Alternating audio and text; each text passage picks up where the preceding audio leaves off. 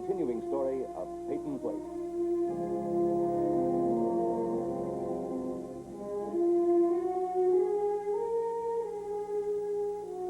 Starring Dorothy Malone as Constance Mackenzie, Ed Nelson as Michael Rossi, Ryan O'Neill as Rodney Harrington, Barbara Parkins as Betty Anderson, Tim O'Connor as Elliot Carson, Christopher Conley as Norman Harrington, Patricia Morrow as Rita Harrington, James Douglas as Stephen Cord.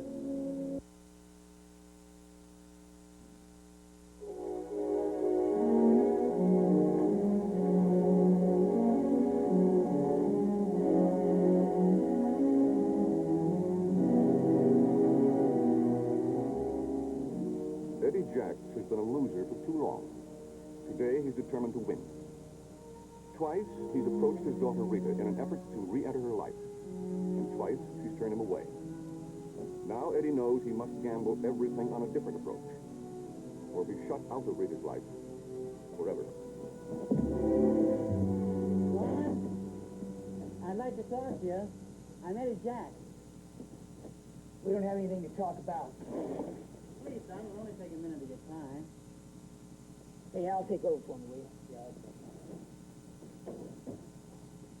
Come on.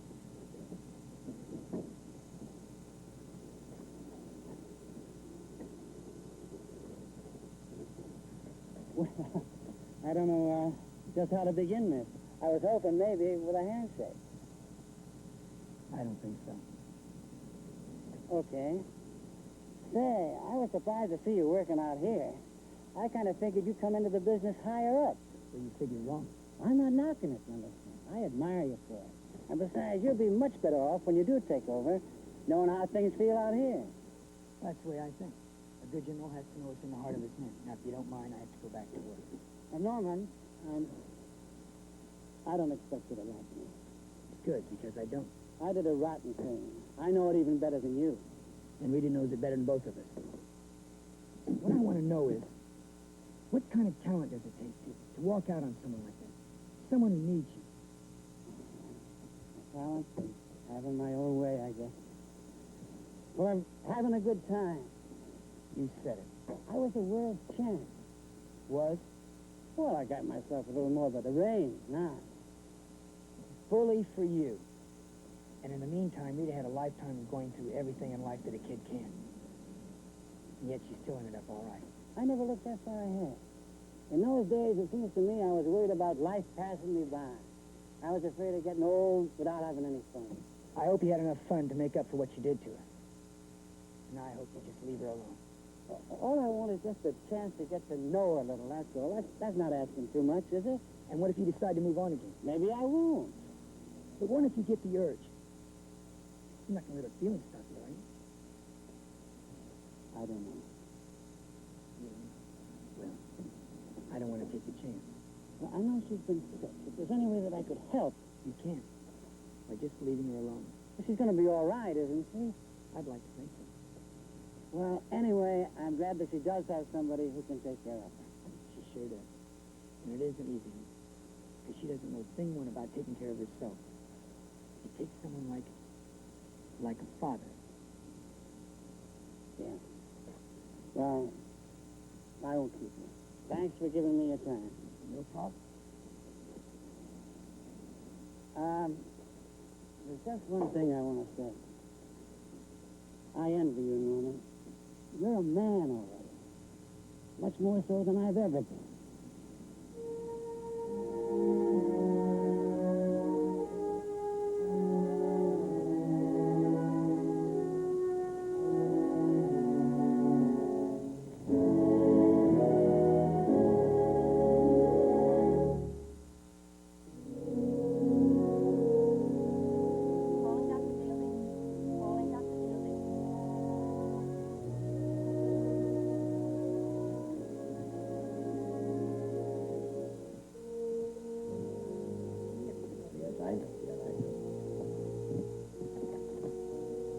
Come in, Mr. Peyton. Come in. Make it sound as if I had a Joy, thank you, Henry. Let me know as soon as the results are ready. Thank you. Well, sit down, sir.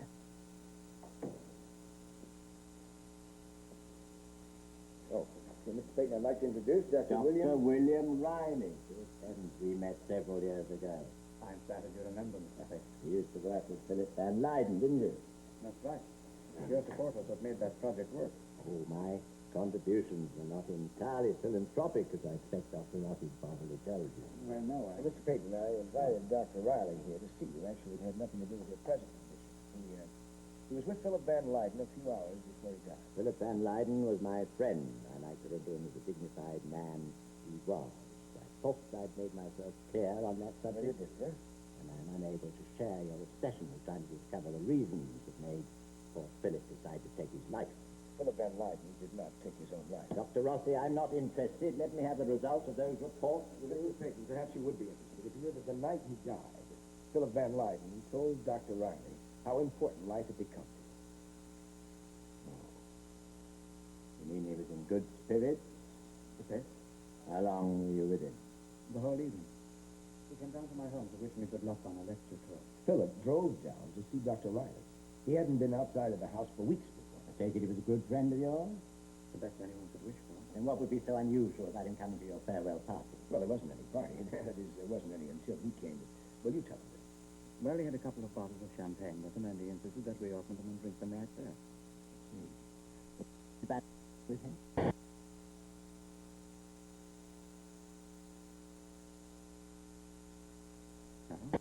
But he definitely mentioned her during the evening. Yes, as a matter of fact, it was the first time that he spoke of her in a positive way for quite a while. Are you trying to tell us they had problems? They might. And you're suggesting those problems might have caused his depression? That would be my guess. Guess, did you say? Well, Then it might also be your guess that Mrs. Van Leyden might have been responsible for his new attitude to life that you say he displayed during that evening. Quite on the contrary. As a matter of fact, he said... Yes. Adrian has a wonderful gift of brightening an older man's world. She has mine, you know. I'm going to marry her. Dr. Rossi told. Oh, did you? Yes. Peculiar code of ethics, if I may say so. It prevents you discussing my physical condition, but not my personal life. Thank you for taking the time to tell me about Philip. I'm relieved to know he had some happy moments before he left us. Please. Yes, yes. I'll be talking to you later, Dr. Rossi. I'll be with you. Mr. Peyton, less than 24 hours before he died, Phillip Van Leyden told Dr. Riley that he was able to face life again. Face himself again as a man, as a scientist. Does that change anything? Well, it shows he didn't commit suicide. His death was never designated as suicide. But we all thought he did, including you. What do you think now? I think that Adrian Van Leyden is a one-woman epidemic, and I don't want you to be any expert. Let me tell you something, my good friend, unconditionally. I never have been, I am not now, and never intend to be anyone's victim. Mr. Peyton. What? Mr. Peyton, he forgot to... Oh, thank you. Done a good day's job.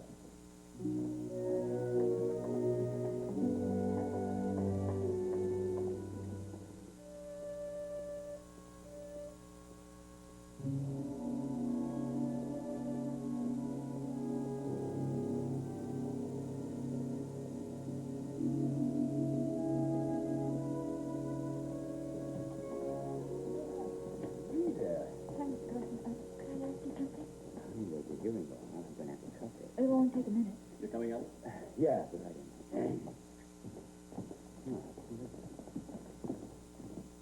I wanted to know what it was like for you when you came back to town after being away so many years. Oh, Rita. Oh, this morning.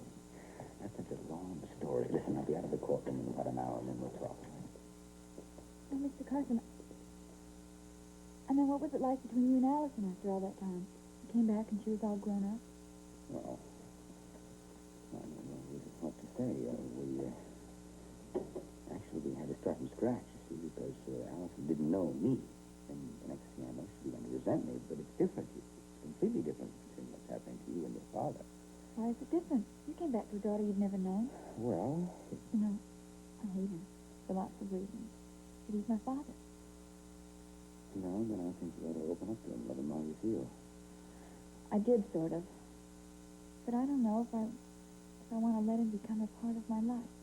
You know? And then, of course, you're a married woman now. So, home and things that most of your life. And again, you're going to have a baby, too. But I don't want to punish him either. Well, then give him a chance. You know we're not going to get along at all. And as far as Mother's Well, concerned, who says it's going to have to be easy? he's a complete stranger. Well, then you got a chance. If you have more of a chance than the rest of us have. If you don't like your father, you can always tell him to get lost. I'll see you later. Mr. Carson, what would you have done if Allison had said that? I told you, it's not the same. Practically the same. Look, Rudy, do you want Eddie to come back into your life? Well, Yes or no? yeah, I guess so. That's why you got me here. That's because you knew what I was going to say, and you knew I'd be simpatico to an ex-con coming into town and looking for a family like I was. Hmm? All right. What do you want me to do? Well, I don't know. I thought maybe you could... Oh, you know, perhaps a couple of old jailbirds who would spend some time behind bars. That good old Mr. Carson would solve your problem for you by talking to Eddie. Hmm? No, really. Oh, come on now. The thought did cross my mind. Listen, if you want Eddie back in your life, you're going to have to figure it out yourself.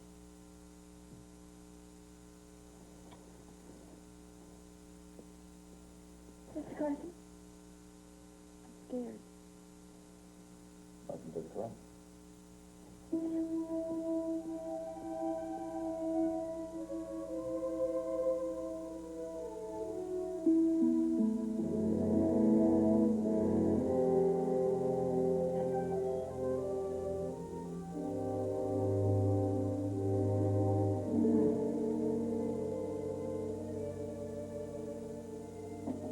Who is it? Room service. All right, Adrian. Must you be so formal, Martin? After all, we are engaged. Don't let it go to your head, my dear. You looked so hot and tired when you came in. Perhaps because I am. Then this will do the trick. You're exceedingly cheerful. Aren't you going to ask me why? I ask you why. I'm going to Boston tomorrow. Oh, bored so soon? Business. Or I should say pleasure. I'm going to have my wedding dress fitted. Don't be domestic, dear. It doesn't become you. Oh, come now, Martin. We can't depend on servants all of the time. After all, we will be alone occasionally, you and I. Oh, yes. And you and Stephen in Boston, eh? You mustn't enjoy this too much. Is that part of our agreement? That I'm not to enjoy my assignment? I'll find a way to let Betty know. Yes, I'm sure you will, Martin. Well, I'm glad that you're pleased with my surprise. I have a surprise of my own. Oh? Yes, I met someone today who knows you. That seems hard to believe in this town. As you're up, it's time for my medicine. Would you mind? Who was it? No, not that bottle. You can throw that away. It's the green swill. 2 teaspoonfuls in half a glass of water. Dr. Riley. Dr. Riley?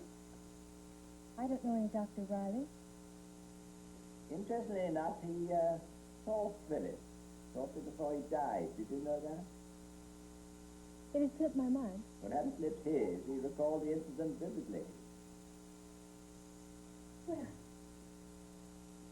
if there's nothing else you want. Thank you. He agrees with you, my dear. He doesn't think Philip's death was suicide either. He found a change in Philip. He was full of hope, full of enthusiasm. He made a monumental decision and was eager to face life again.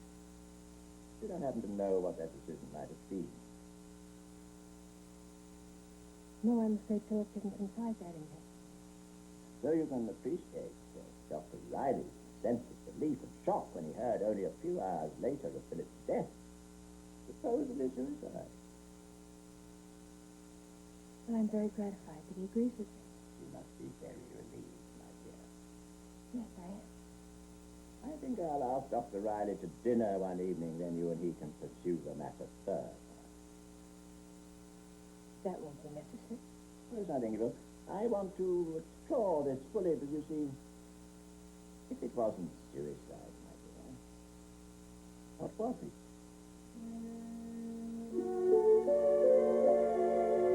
Mm.